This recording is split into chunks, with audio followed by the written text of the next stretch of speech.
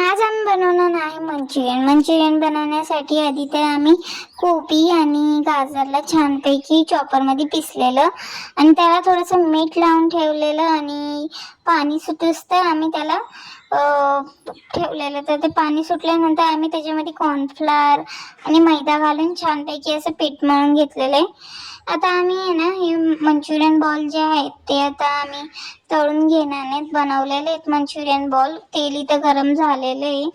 तेल गरम झाल्यानंतर आम्ही त्याला तळायला टाकणार आहे आणि इथं मंचुरियन बॉल आता ह्या पद्धतीने तयार आहेत.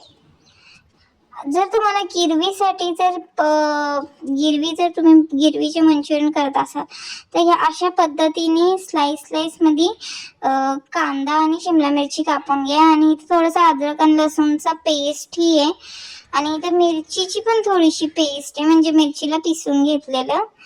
मी नक्की पुढच्या व्हिडिओमध्ये तुम्हाला शेअर करेल गिरवी कशी बनवतात मंचुरियनची.